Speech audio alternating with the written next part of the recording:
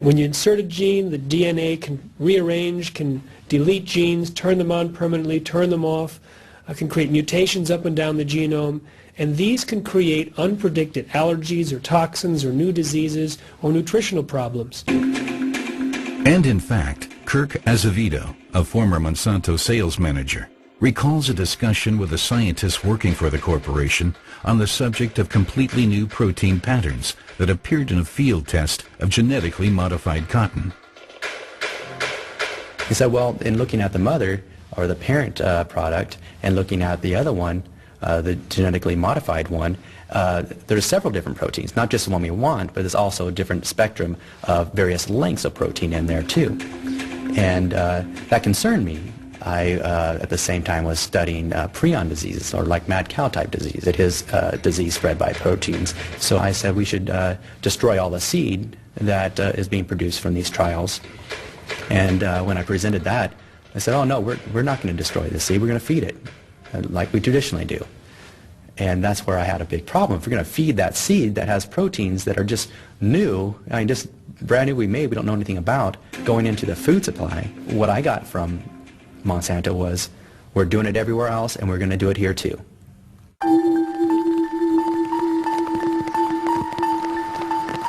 Imagine is the advertising slogan chosen by the biotech corporation. Imagine that the food Monsanto wants to supply to the world is not safe. What happens then? As a young manager, Azevedo, who brought a great deal of idealism to his job, was rapidly informed of the key corporate goals.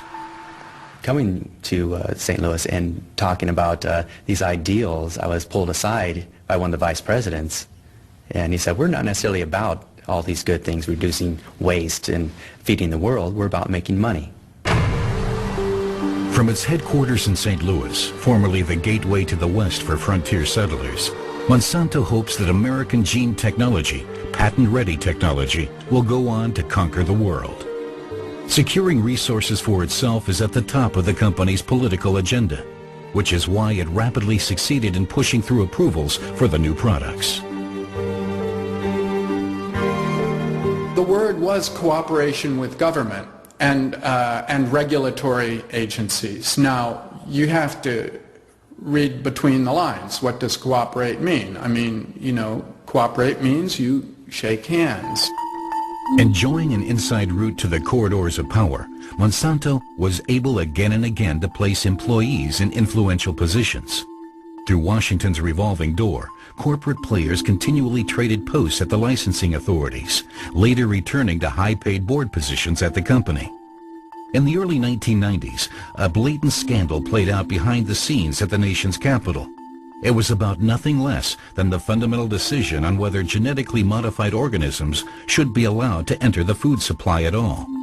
Several FDA inspectors expressed great concern after studying the test results. The government held back the papers in which they explained their reservations, however, as described by a critical FDA expert.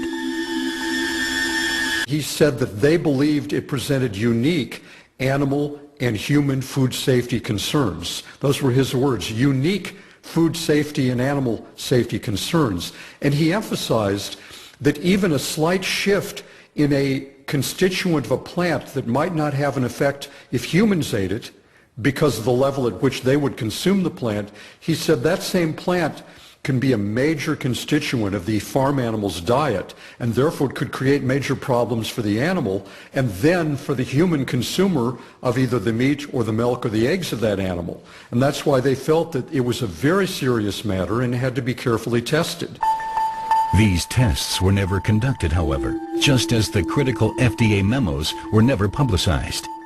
Monsanto had managed to place its own man in a key post at one of the authorities. Gene technology was green-lighted.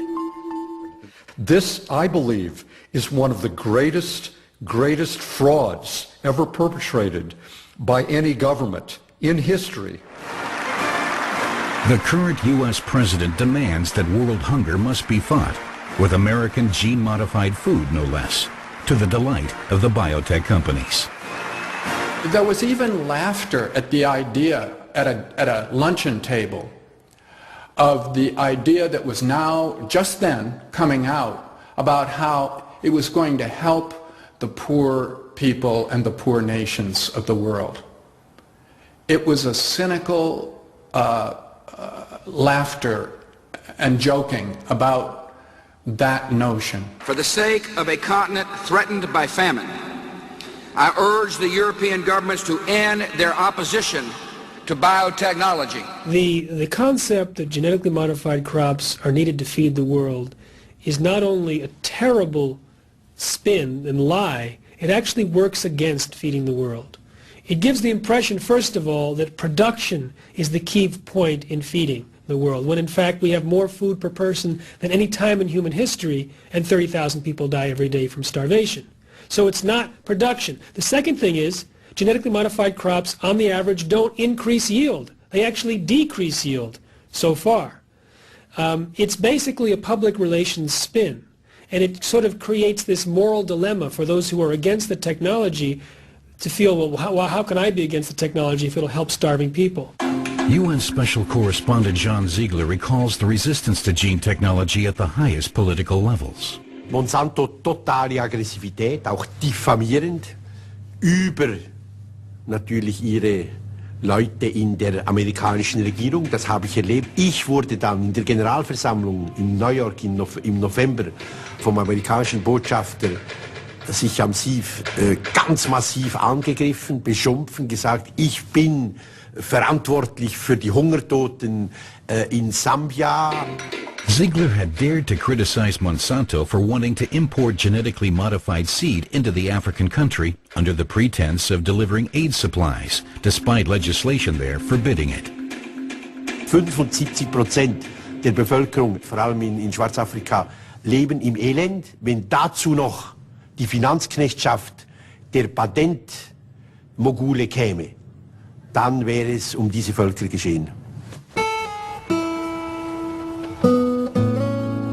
In the USA, pig breeders like Jerry Roseman have other problems. Environmental activist Jeffrey Smith wants to help them because Roseman has lost his entire operation.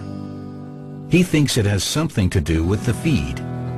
For years, he fed his animals only genetically modified corn.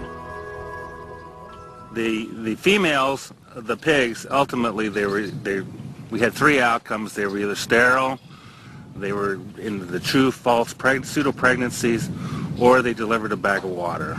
And either way, there was zero output and 100% expenses going into these animals. So what was the upshot of all these problems? The end result here was that I could not incur the debt anymore. I couldn't pay back. We lost right at $1 million with this thing. I lost my farm and my livelihood. The former pig farmer says that his attempts to have the genetically modified feed tested were blocked by massive opposition. I was totally appalled at the treatment that I received from the USDA, the EPA, and the FDA at the national levels and at the state levels. Everyone tried to make this go under the floor. Their comments from the seed corn company was that we will ignore Jerry Roseman and eventually he will starve and go away and the problem will no longer exist. Not only at Monsanto, but all over the world, genetic researchers are studying the pig. Munich professor Eckhard Wolf has observed during the last 10 to 15 years a significant decline in the fertility of pigs and cows during exactly the same period in which they have been given more and more genetically modified feed. Does genetically engineered corn play a role here, for example in the Roseman case? Es hängt natürlich davon ab, in welcher Weise dieser Mais gentechnisch verändert ist. Aber wenn es sich beispielsweise um BT-Mais handelt, der trägt ja ein Gen, was gegen einen Parasiten letztendlich wirksam ist, könnte ich jetzt keinen direkten Zusammenhang zur Fruchtbarkeit mir vorstellen. Wolf's studies are co-financed by the industry. The German company BASF is hoping to obtain a lucrative patent, just like Monsanto. The genetic scientists can't imagine that unknown protein compounds in the genetically modified feed products could be responsible for the decline in births. Es ist sicher nicht vollständig auszuschließen. Auf der anderen Seite denke ich, dass beim Monitoring solcher neuen Sorten auch Proteinmuster natürlich erfasst werden. But that is exactly what doesn't always happen. We need only think of the ex-Monsanto employee Azevedo,